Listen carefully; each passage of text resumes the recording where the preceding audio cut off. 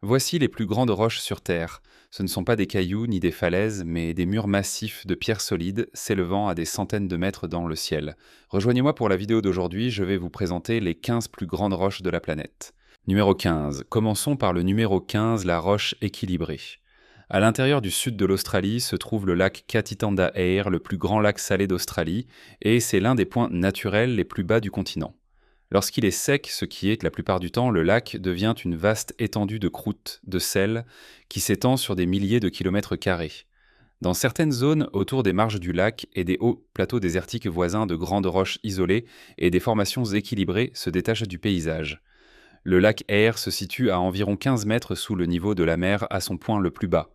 Il ne se remplit complètement que lors de rares événements de crue lorsque l'eau de la rivière Queensland se dirige vers le sud dans le bassin. Le terrain environnant comprend des affleurements rocheux formés à partir de dépôts anciens. Parmi ces affleurements se trouvent de grands blocs de pierre naturellement érodés, qui apparaissent isolés en raison de la platitude environnante. Bien qu'il n'y ait pas de plus grandes roches officiellement nommées au lac Eyre comparable à Uluru, des enquêtes confirment la présence de masses rocheuses substantielles dans la région plus large du bassin. Au fil du temps, le vent et l'érosion de l'eau ont enlevé le matériau plus tendre, laissant derrière eux la pierre plus résistante. Dans des environnements comme le centre de l'Australie, la variation de température et l'érosion saline contribuent la force contrainte à la formation de cette roche exposée. Il est important de noter que la région du lac Eyre ne contient pas de bloc monolithique officiellement désigné comme le plus grand. Au lieu de cela, elle contient ses affleurements et formes rocheuses isolées, mais les mesures précises des blocs individuels dans la zone immédiate du fond du lac sont limitées dans les archives publiées. Cependant, le bassin comprend des hauts plateaux rocheux et des Inselbergs, qui sont des collines isolées qui s'élèvent formées par l'érosion différentielle. Lorsque le lac est sec, la surface apparaît presque plate comme un miroir. Même des formations rocheuses de taille modérée peuvent sembler monumentales contre ce fond. Et lors de rares événements de crue, certaines roches élevées et îles deviennent partiellement entourées par des eaux peu profondes, créant l'impression de pierres s'élevant d'une mer intérieure. Le bassin du lac Eyre couvre environ 1 200 000 km².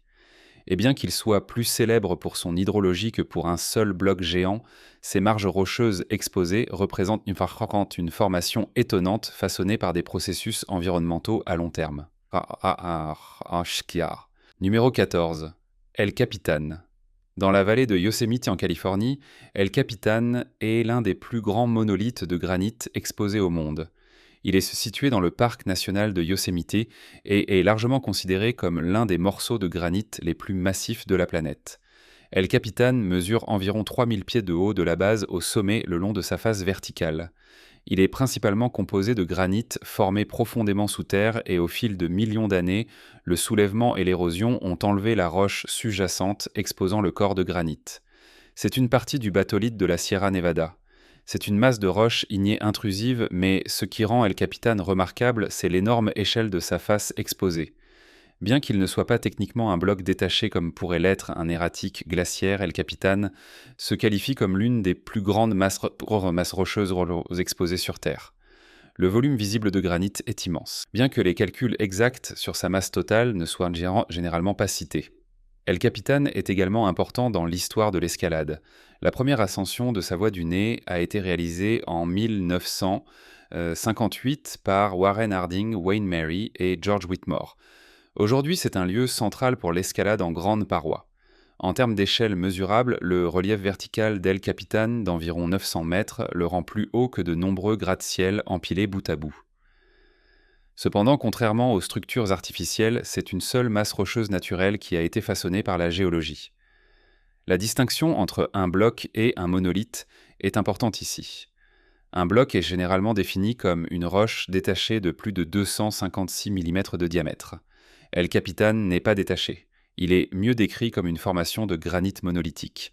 Il n'est pas simplement haut. Il représente des millions d'années d'histoire tectonique et glaciaire qui ont été compressées en un seul mur de pierre imposant. El Capitan est un type de grande roche différent défini par son isolement dans un paysage extrême. Numéro 13. Haystack Rock, le long de la côte de l'Oregon dans l'océan Pacifique. Haystack Rock est l'une des plus grandes piles maritimes côtières aux États-Unis. Située à Cannon Beach, cette massive formation rocheuse mesure environ 72 mètres de haut, soit environ 235 pieds. Elle est principalement composée de basalte et s'est formée il y a environ 15 à 17 millions d'années pendant l'époque Miocène, en tant que partie du groupe de basalte de la rivière Columbia. C'est une série de coulées volcaniques massives qui ont couvert de grandes portions du nord-ouest Pacifique. Au fil de millions d'années, le soulèvement tectonique, l'action des vagues et l'érosion côtière ont remodelé la côte. Le matériau environnant plus tendre a été érodé plus rapidement, laissant derrière lui le basalte plus résistant. Haystack Rock est l'une des plusieurs grandes piles maritimes de la région créées par cette érosion différentielle. Aujourd'hui, elle se dresse juste au large et n'est accessible à pied que pendant la marée basse. La large base et les côtés verticaux lui donnent une apparence incroyable lorsqu'elle est vue depuis la plage. Et bien que 72 mètres soit assez modeste par rapport à des formations comme le mont Augustus ou Uluru Haystack Rock, se qualifie comme l'une des plus grandes piles maritimes d'Amérique du Nord. Sa taille est relative par rapport à son empreinte ainsi que sa position isolée crée un grand impact. Géologiquement, c'est un exemple de la façon dont la roche volcanique peut persister alors que les matériaux environnants s'érodent. Les coulées de basalte de la rivière Columbia qui l'ont créée sont parmi les plus grands événements de basalte de crue jamais documentés. Et contrairement au monolithe Haystack Rock, ne fait pas partie d'un énorme corps rocheux intérieur. Au lieu de cela, c'est juste un vestige d'une coulée volcanique maintenant isolée. Dans les discussions sur les plus grandes roches et blocs, l'échelle peut être mesurée en hauteur, en volume ou en proéminence. Et bien que Haystack Rock ne soit pas parmi les formations les plus hautes du monde, c'est l'une des plus grandes et des plus proéminentes piles maritimes. Sa hauteur de 72 mètres et sa grande masse s'élevant de l'océan Pacifique, la plaçant parmi les formations rocheuses les plus substantielles. Elle montre comment l'activité volcanique et l'érosion à long terme peuvent créer des tours de pierre isolées qui se tiennent à l'écart du continent. C'est l'histoire géologique confirmée par des études volcaniques régionales. Haystack Rock représente une catégorie différente de grandes roches, pas un monolithe intérieur ou un Inselberg désertique, mais un énorme vestige volcanique. Numéro 12. Zuma Rock. Situé juste au nord de la capitale du Nigeria, Abuja, Zuma Rock est l'une des formations rocheuses naturelles les plus proéminentes d'Afrique de l'Ouest. Il s'élève à environ 725 mètres au-dessus du terrain et il est souvent décrit comme l'un des plus grands monolithes d'Afrique. Il est principalement composé de roches ignées spécifiquement du granit. Il s'est formé dans le cadre d'un ancien processus impliquant l'intrusion de matériel en fusion dans la croûte terrestre, et au fil de millions d'années, l'érosion a enlevé la roche environnante, laissant ce noyau exposé. La roche présente des fractures verticales visibles et des canaux d'érosion qui se développent en raison du stress thermique et de l'infiltration d'eau et contrairement aux chaînes de montagnes formées par le soulèvement tectonique Zuma Rock, est une masse isolée qui s'élève du sol environnant. Sa hauteur d'environ 725 mètres le rend significativement plus haut qu'Uluru, au-dessus du niveau du sol. Cependant, les comparaisons directes de masse entre ces formations sont difficiles.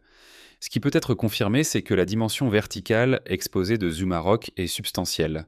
Il est souvent situé le long d'une route principale qui relie Abuja et Kaduna, ce qui le rend visible et accessible, et il est devenu un symbole national emblématique apparaissant sur la monnaie nigériane. Des traditions locales et des légendes sont associées à la roche, bien que d'un point de vue géologique, elle soit mieux comprise comme une massive intrusion ignée exposée. Ce serait un excellent nom pour un groupe. Zuma Rock est parfois comparé de manière informelle à Uluru en raison de son apparence. Cependant, il diffère considérablement en composition et en origine. Uluru est un grès sédimentaire. Zuma Rock est principalement du granit igné. Mais ce qui le place parmi les plus grandes roches, c'est son échelle et sa présence isolée. Il s'élève d'un terrain relativement plat, créant un point de repère visible de grande distance. Ensemble, Uluru et Zuma Rock illustrent deux chemins géologiques distincts pour former d'énormes masses rocheuses exposées, l'une façonnée à partir de dépôts sédimentaires et d'inclinaisons tectoniques, et l'autre d'une ancienne intrusion ignée et d'une érosion prolongée. Les deux sont parmi les plus grandes formations rocheuses visibles au-dessus du sol dans le monde entier. Numéro 11. Roche Sigiriya. Dans les plaines du centre du Sri Lanka, Sigiriya est l'un des plus grands et des plus dramatiques affleurements d'Asie du Sud. Souvent appelée la roche du lion, Sigiriya s'élève à environ 180 mètres au-dessus du sol environnant, et bien qu'elle ne soit pas le plus haut monolithe du monde, ses parois verticales abruptes et sa position isolée en font l'une des plus frappantes visuellement. Géologiquement, c'est le plug de magma durci d'un volcan éteint. Il y a des millions d'années, du matériel en fusion a forcé son chemin à travers la croûte terrestre, mais il n'a pas complètement érupté. Au fil du temps, la roche environnante plus tendre s'est érodée, laissant derrière elle le noyau central plus résistant.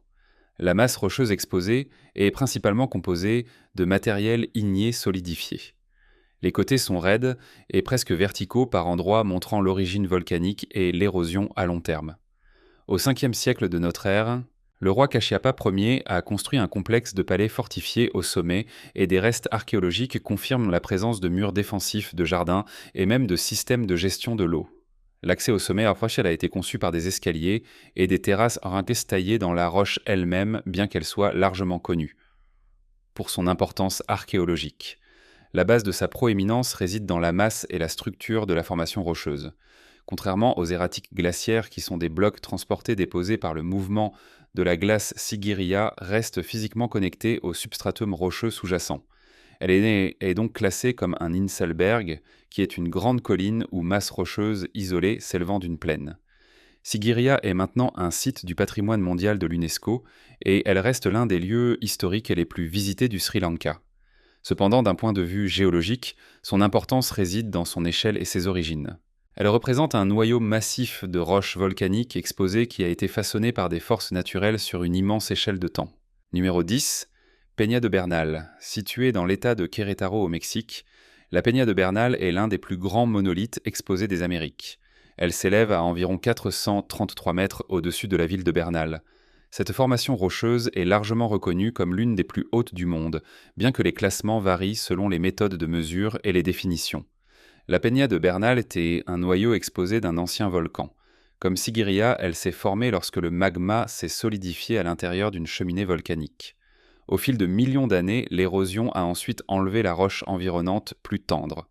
Certaines études indiquent que la formation date d'environ 8 à 10 millions d'années, bien que la datation précise puisse varier en fonction de la méthodologie. La roche est principalement composée de ce qu'on appelle de la dacite, qui est un type de roche volcanique avec une forte teneur en silice. Avec un soulèvement vertical d'environ 433 mètres de la base, au sommet, la Peña de Bernal est plus haute que Sagrila et Ururo au-dessus du niveau du sol, cependant, comparer les monolithes à l'échelle mondiale peut être complexe. Certains classements incluent uniquement des masses rocheuses autonomes, d'autres considèrent la hauteur relative par rapport au terrain environnant, mais il n'existe pas de registre mondial universellement accepté classant les plus grands monolithes par volume. Ce qui est connu cependant, c'est que c'est l'une des formations rocheuses les plus substantiellement exposées d'Amérique du Nord. C'est la circonférence de la base et le volume qui lui donnent une présence massive lorsqu'elle est vue depuis le sol. Aujourd'hui, la roche est un point de repère majeur et un site de pèlerinage particulièrement lors des célébrations d'équinoxe. Cependant, d'un point de vue géologique, l'importance réside dans son échelle et ses origines. Elle montre comment les processus volcaniques combinés à l'érosion peuvent créer d'immenses masses rocheuses, ces rocheuses naturelles qui dominent leur paysage. Sa hauteur la place parmi les plus hautes formations rocheuses monolithiques de la Terre et ensemble, Sigiriya et la Peña de Bernal représentent deux des plus grands noyaux de roches volcaniques exposés au monde. Le magma solidifié se tenant maintenant seul après des millions d'années d'érosion ayant enlevé tout le reste autour d'eux. Numéro 9. Roche de Gibraltar. À l'extrémité sud de la péninsule ibérique se trouve la roche de Gibraltar. C'est l'une des formations de calcaire les plus reconnaissables et massives d'Europe. Elle s'élève à environ 426 mètres au-dessus du niveau de la mer. Cette roche domine l'étroite entrée de la mer Méditerranée et elle a façonné à la fois la géographie et l'histoire pendant des milliers d'années. Géologiquement, la roche est principalement composée de calcaire formé il y a environ 200 millions d'années lorsque la région était submergée sous une mer peu profonde. Plus tard, l'activité tectonique associée à la collision entre les plaques africaines et eurasiennes a soulevé la masse de calcaire. La roche fait partie du système Beideh-Cordillera et elle reste physiquement connectée aux chaînes environnantes bien qu'elle apparaisse isolée en raison de l'érosion et de la formation côtière. Sa face orientale raide plonge dramatiquement vers la Méditerranée, tandis que la pente occidentale descend plus progressivement vers la ville de Gibraltar. La masse de calcaire exposée comprend plusieurs systèmes de grottes étendues. L'une des plus célèbres est la grotte de Saint-Michel, formée par l'eau dissolvant la roche carbonatée au fil des millions d'années. Ces chambres illustrent le processus à long terme qui façonne la formation, et avec une hauteur de 426 mètres, la roche est comparable en élévation exposée à la Peña de Bernal et plus haute que Sigiriya. Cependant, elle diffère géologiquement des plugs volcaniques et des monolithes de granit. C'est du calcaire sédimentaire plutôt qu'une roche ignée. Et bien qu'elle soit souvent appelée monolithe, la roche de Gibraltar fait techniquement partie d'une structure géologique plus vaste et n'est pas complètement détachée de la roche sous-jacente. Néanmoins, son échelle et sa forme définit la qualifient l'enceinte comme l'une des masses rocheuses, des rocheuses et rocheuses exposées mais les plus substantielles d'Europe. Tout au long de l'histoire, son élévation en a fait un lieu important. Des fortifications et des tunnels ont été construites à l'intérieur, notamment pendant le Grand Siège de Gibraltar au XVIIIe siècle et pendant la Seconde Guerre mondiale. Cependant, l'échelle de la roche elle-même est la caractéristique déterminante. Numéro 8. Benamera. Dans le désert du Sahara en Mauritanie se dresse Benamera. Elle est largement considérée comme l'un des plus grands monolithes d'Afrique. Elle est située près de la ville de Chom. Benamera s'élève à environ 633 mètres au-dessus du sol désertique environnant.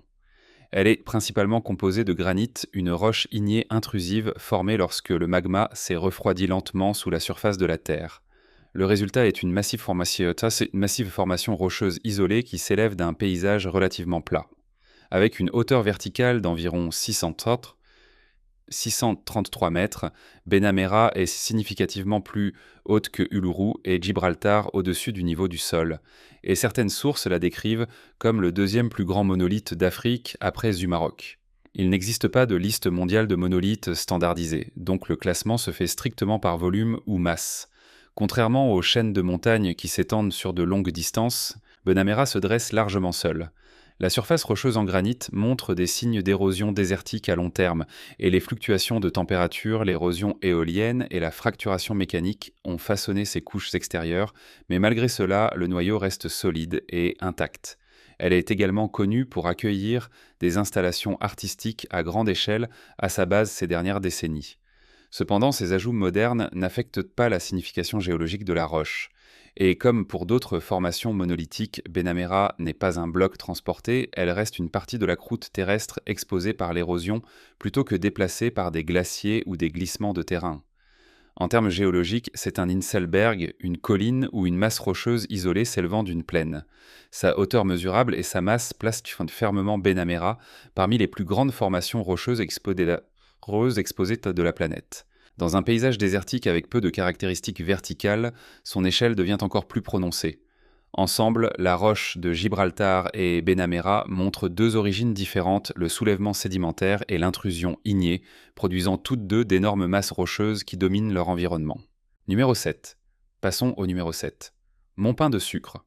À la limite de la baie de Guanabara à Rio de Janeiro, le Pain de Sucre est l'une des formations rocheuses en granit les plus proéminentes d'Amérique du Sud. Le sommet atteint environ 396 mètres au-dessus du niveau de la mer et il se trouve presque directement adjacent à la côte atlantique. Le Pain de Sucre fait partie d'un groupe plus vaste de sommets en granit à pente abrupte qui caractérisent le paysage de Rio.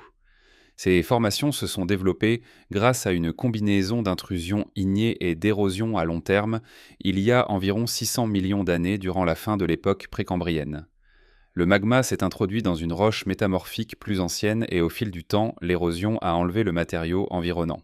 À mesure que la roche sous-jacente était érodée, la pression sur le corps de granit a diminué et les couches extérieures se sont dilatées puis se sont fracturées en plaques, créant progressivement l'apparence lisse et arrondie que l'on voit d'aujourd'hui.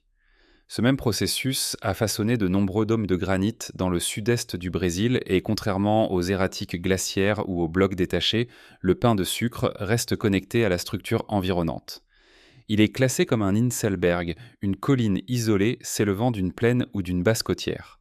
Avec une hauteur juste en dessous de 400 mètres, il est légèrement plus court que la roche de Gibraltar et la Peña de Bernal, mais il se qualifie toujours comme l'un des plus grands monolithes de granit exposés dans un cadre côtier. Bien qu'il soit maintenant accessible par téléphérique et entouré de développements urbains, la formation elle-même précède la ville de plusieurs centaines de millions d'années. Le sommet est devenu un point de repère naturel emblématique, mais son importance dans ce classement réside dans son relief vertical mesurable et le volume immense de granit exposé. Le pain de sucre démontre comment l'activité tectonique et l'érosion prolongée peuvent produire d'énormes masses rocheuses qui semblent presque sculptées dans un seul bloc de pierre. Numéro 6. Mont Augustus. Situé en Australie occidentale, le mont Augustus est souvent décrit comme l'une des plus grandes formations rocheuses exposées. Il s'élève à environ 717 mètres au-dessus de la zone environnante et couvre une superficie d'environ 1900 hectares. Il est significativement plus grand en superficie que l'Uluru et géologiquement il diffère de nombreux monolithes de granit et volcaniques mentionnés précédemment. Il est principalement composé de grès et la formation a vu le jour il y a environ 1,6 milliard d'années, ce qui la rend beaucoup plus ancienne que de nombreux plugs volcaniques trouvés ailleurs. Elle s'est formée à partir de sédiments déposés dans un ancien bassin et sur une immense échelle de temps, le soulèvement tectonique et l'érosion ont exposé la masse rocheuse durcie. Et aujourd'hui, c'est un immense Inselberg s'élevant d'un terrain relativement plat. Bien qu'il soit souvent comparé à l'Uluru, le mont Augustus est considérablement plus haut et plus large. L'Uluru s'élève à environ 348 mètres au-dessus du niveau du sol. Le mont Augustus s'élève à plus du double de cette hauteur. Sa surface montre des signes de motifs d'érosion façonnés par le vent, la pluie et la variation de température et malgré sa taille, le mont Augustus est moins célèbre à l'échelle mondiale que l'Uluru en partie à cause de son emplacement plus éloigné. Il est important de clarifier la terminologie ici. Le mont Augustus est parfois appelé monolithe, mais les géologues le classifient souvent plus précisément comme un Inselberg. Il reste connecté à la roche sous-jacente plutôt que d'être une pierre détachée. Il est également plus haut que Benamera et significativement plus haut que de nombreuses autres formations rocheuses dans ce classement, mais son empreinte large et son relief élevé en font l'une des plus grandes masses rocheuses exposées visibles au-dessus du sol. Ensemble, le mont Pain de Sucre et le mont Augustus illustrent deux chemins géologiques très différents, l'un façonné par une intrusion ignée le long d'une côte, l'autre provenant de dépôts sédimentaires anciens s'élevant du bush australien tous deux, aboutissant à certaines des plus grandes formations rocheuses exposées. Numéro 5. Demi-dôme. S'élevant au-dessus de la vallée de Yosemite en Californie, le demi-dôme est l'une des formations rocheuses en granit les plus reconnaissables d'Amérique du Nord. Il est situé dans le parc national de Yosemite. Il mesure environ 1440 mètres, soit 4700 pieds au-dessus du niveau de la mer, et environ 880 mètres ou 2900 pieds au-dessus du sol de la vallée. Le demi-dôme est principalement composé de granit. Il fait partie du batholithe de la Sierra Nevada. Ce batholithe s'est formé durant l'ère mésozoïque, il y a environ 100 à 200 millions d'années, lorsque du magma en fusion s'est introduit dans la croûte terrestre et a refroidi lentement sous terre. Puis au fil de millions d'années, le soulèvement tectonique et l'érosion ont exposé les corps de granit à la surface. La forme distinctive du demi-dôme est le résultat d'une combinaison d'érosion, de soulèvement et d'activité glaciaire. Pendant les âges de glace, les glaciers ont traversé la vallée de Yosemite, sculptant et accentuant les faces rocheuses. La pente lisse et arrondie du demi-dôme reflète l'exfoliation, un processus dans lequel les couches extérieures de granit se détachent en raison de la libération de pression et de l'altération. La face nord-ouest, souvent décrite comme abrupte, est le produit à la fois de la fissuration dans le granit et de l'érosion glaciaire. Bien que le nom demi-dôme suggère que la moitié de la roche a été enlevée, les preuves géologiques ne soutiennent pas une rupture dramatique unique. Au lieu de cela, la forme de la formation s'est développée progressivement à travers des processus naturels et la masse rocheuse reste physiquement connectée aux corps environnants. En termes de hauteur exposée au-dessus de la base immédiate, le demi-dôme est comparable à certaines des faces rocheuses les plus hautes du monde. Son relief vertical de près de 900 mètres depuis le sol de la vallée le place parmi les formations de granit les plus substantielles exposées. Et contrairement à des blocs similaires transportés par des glaciers, le demi-dôme n'est pas détaché de sa roche sous-jacente. L'échelle de la face nord-ouest a également fait du demi-dôme un site important dans l'histoire de l'escalade.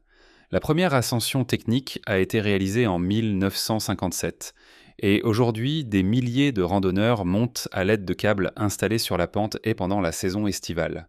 Le demi-dôme représente des centaines de millions d'années d'intrusion magmatique, de soulèvement et de sculpture glaciaire. Sa massive face de granit exposée et son élévation verticale mesurable en font l'une des plus grandes et des plus imposantes formations rocheuses d'Amérique du Nord. Le demi-dôme se distingue non pas parce qu'il est détaché ou isolé dans une plaine désertique, mais en raison du volume immense de granit exposé au-dessus du sol et du relief dramatique créé par le façonnement glaciaire. Numéro 4. Face en synthèse rocheuse brassatra rocheuse du glacier Aconcagua. Et bien que Aconcagua soit principalement connue comme la plus haute montagne en dehors de l'Asie, ses immenses faces une synthèse rocheuse en particulier sur les côtés est et nord-est Tonfesit, représentent certaines des plus grandes parois rocheuses continues de l'hémisphère occidental. Aconcagua s'élève à 6900 mètres, ou un peu plus de 22 800 pieds au-dessus du niveau de la mer. Cependant, dans une discussion centrée sur les plus grandes masses rocheuses exposées plutôt que sur la hauteur totale de la montagne, l'accent sera mis sur la face rocheuse abrupte. La face est d'Aconcagua, près de la route du glacier polonais, présente d'immenses sections rocheuses et glacées verticales et presque verticales. La montagne est principalement composée de couches de roches sédimentaires soulevées et déformées par des forces tectoniques. Contrairement aux dômes de granit, comme le demi-dôme Aconcagua n'est pas un corps igné-intrusif, mais un produit de la compression de la formation de montagnes. Les faces rocheuses ici sont composées de matériaux sédimentaires et volcaniques stratifiés qui ont été inclinés et fracturés. L'érosion, la glaciation et les cycles de gel-dégel ont façonné ces pentes abruptes au fil de millions d'années. Les murs de roches exposés d'Aconcagua ne sont pas détachés des Andes, ils font partie intégrante de la chaîne de montagnes plus vaste. Cependant, l'échelle de l'exposition continue de la roche ici, s'étendant sur plusieurs kilomètres, place ses faces parmi les plus grandes surfaces rocheuses visibles au-dessus du sol. Les grimpeurs ont longtemps reconnu l'échelle des itinéraires orientaux d'Aconcagua. La route du glacier polonais, escaladée pour la première fois en 1935 par une expédition polonaise, suit une ligne raide sur cette face. L'échelle de l'exposition rocheuse est telle que les conditions météorologiques ici peuvent en varier considérablement entre le sommet du bassin. Et d'un point de vue strictement géologique, Aconcagua n'est pas un bloc ou un monolithe, c'est une montagne formée par le soulèvement tectonique. Cependant, en termes de masse rocheuse exposée et d'étendue verticale, ces faces rocheuses se classent parmi les plus grandes surfaces de pierres naturelles sur Terre. Le demi-dôme et Aconcagua illustrent ensemble deux expressions différentes de roches exposées énormes, l'une sculptée d'un batholithe de granit par des glaciers et l'autre soulevée par des forces tectoniques. Les deux représentent certaines des plus grandes masses rocheuses continues visibles au-dessus du sol, mesurées non seulement en mètres, mais en millions d'années d'histoire géologique. Numéro 3. Pedra da Gavia. Au-dessus de la côte atlantique à Rio de Janeiro, la Pedra da Gavia est l'une des plus grandes formations rocheuses côtières exposées d'Amérique du Sud. Elle se dresse à environ 844 mètres au-dessus du niveau de la mer et est largement citée comme l'une des plus hautes formations rocheuses faisant face directement à l'océan. Elle est principalement composée de granit et fait partie du vieux socle cristallin du sud-est du Brésil. Cette formation date de plusieurs centaines de millions d'années et provient de processus tectoniques associés à l'assemblage et à la séparation du supercontinent Gondwana. Profondément sous la surface de la Terre, la roche en fusion s'est introduite dans les formations existantes et a lentement refroidi, créant ces énormes masses de granit. Au fil du temps, l'érosion et le soulèvement ont enlevé le matériau environnant exposant la roche résistante. Sa forme reflète le jointage structurel. Le granit développe naturellement des fractures à mesure qu'il refroidit et l'érosion enlève ensuite la roche sous-jacente. Ce processus est connu sous le nom d'érosion par exfoliation et il contribue à cette forme arrondie en dôme que l'on voit dans de nombreux massifs granitiques à travers le monde. Ce qui distingue Pedra da Gavia, c'est sa combinaison de hauteur et de face presque verticale. La surface rocheuse exposée s'étend sur une vaste zone créant l'un des murs de granit les plus imposants du Brésil. Le terme monolithe est couramment utilisé ici dans les descriptions populaires, bien qu'il fasse techniquement référence à une seule grande masse de pierre. Pedra da Gavia se qualifie visuellement et structurellement comme un immense corps rocheux continu. Sa hauteur la rend plus haute que le pain de sucre et Gibraltar est plus élevé au-dessus du niveau de la mer que de nombreux dômes bien connus. Et bien que le mont Augustus s'élève plus haut au-dessus de sa base, la proximité de Pedra da Gavia avec l'océan renforce cette échelle perçue. La roche se dresse directement au-dessus des quartiers urbains et des eaux atlantiques, créant un relief vertical dramatique. D'un point de vue purement géologique, elle représente un immense bloc de roche cristalline ancienne exposée qui a été façonné par l'érosion et la tectonique. La formation montre comment des forces à long terme comme l'intrusion magmatique, le soulèvement et l'érosion peuvent créer d'énormes masses rocheuses exposées qui dominent des horizons entiers. Dans le cas de Rio de Janeiro, la Pedra da Gavea se dresse comme l'une des plus hautes formations rocheuses uniques, s'élevant directement près du niveau de la mer le long d'une côte peuplée. Numéro 2. La Tour du Diable. Dans les plaines du nord-est du Wyoming, la Tour du Diable est l'une des formations rocheuses massives les plus distinctives d'Amérique du Nord. Elle s'élève à environ 265 mètres, soit 867 pieds, au-dessus de sa base immédiate et environ 386 mètres ou 1267 pieds au-dessus de la rivière Bella-Forge. La Tour du Diable a été désignée comme le premier monument national des États-Unis en 1906 par le président Theodore Roosevelt. La proéminence de la géologie américaine ici provient non seulement de sa hauteur, mais aussi de sa structure unique et de sa formation bien documentée. Géologiquement, elle est principalement composée de porphyre de phonolite, une roche ignée formée à partir de magma qui a refroidi lentement sous la surface de la Terre. La plupart des géologues s'accordent à dire que la formation a pris naissance en tant que corps intrusif de roches fondues, qui s'est poussé dans les couches sédimentaires environnantes. Et contrairement à un cône volcanique formé par des éruptions de surface, la Tour du Diable s'est solidifiée sous terre. L'une des caractéristiques les plus frappantes est le jointage columnar. À mesure que la roche fondue refroidit, elle se contracte, et cette contraction provoque la formation de fractures dans des motifs polygonaux réguliers.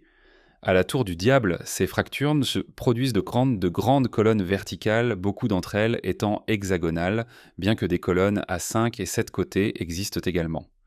Les colonnes s'étendent de la base vers le sommet, créant une apparence flûtée distinctive. Il y a également eu des discussions scientifiques sur la question de savoir si la Tour du Diable représente le cou d'un ancien volcan ou ce qu'on appelle une intrusion lacolitique. Le consensus actuel soutient l'interprétation selon laquelle il s'agit d'un corps igné intrusif qui s'est solidifié sous terre et a ensuite été exposé par l'érosion. Le sommet lui-même couvre environ 1 hectare et est relativement plat par rapport aussi aux côtés. La surface supérieure contient de la terre et de la végétation, ce qui montre que l'érosion a affecté même les parties les plus élevées de la roche. Contrairement aux dômes de granit comme le demi-dôme qui font partie de systèmes étendus, la Tour du Diable semble presque isolée. Elle se dresse à l'écart des collines voisines et est entourée de terrains ouverts, ce qui renforce sa proéminence visuelle. Elle reste physiquement connectée à la Terre bien que sous la surface, et en termes géologiques, elle est mieux décrite comme une intrusion ignée exposée. En termes de masse rocheuse exposée cependant concentrée dans un seul corps vertical continu, la Tour du Diable figure parmi les formations les plus distinctives sur le plan structurel au monde. La hauteur de 265 mètres de la base au sommet combiné à l'élévation supplémentaire du piédestal en dessous crée une pierre imposante visible à des kilomètres. Ce qui la distingue cependant n'est pas seulement sa hauteur mais son intégrité structurelle et sa continuité. C'est une masse ignée unique et durcie révélée par l'érosion restant intacte après des millions d'années de changements géologiques. Numéro 1. Roche Uluru. Dans les plaines du centre de l'Australie, Uluru est largement reconnue comme l'une des plus grandes formations rocheuses exposées. Située dans un parc national, Uluru s'élève à environ 348 mètres au-dessus de la plaine environnante et mesure environ 9,4 km de circonférence à sa base. Géologiquement, elle est principalement composée d'un grès à gros grains riche en feldspath. La roche s'est formée il y a environ 550 millions d'années et à cette époque, le centre de l'Australie faisait partie d'un environnement dynamique. Des sédiments érodés des chaînes de montagnes voisines se sont accumulés dans ces grands bassins. Au fil du temps, les sédiments se sont compactés et lithifiés en roches solides.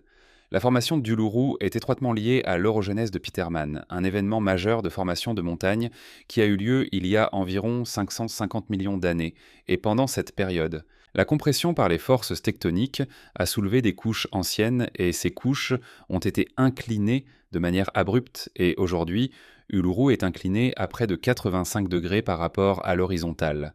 Ce qui semble être une roche verticale est en réalité le bord d'un lit sédimentaire autrefois horizontal. La couleur rouge distinctive de la roche provient de l'oxydation. Les matériaux contenant du fer à l'intérieur du grès réagissent avec l'oxygène de l'atmosphère et produisent un revêtement semblable à de la rouille à la surface.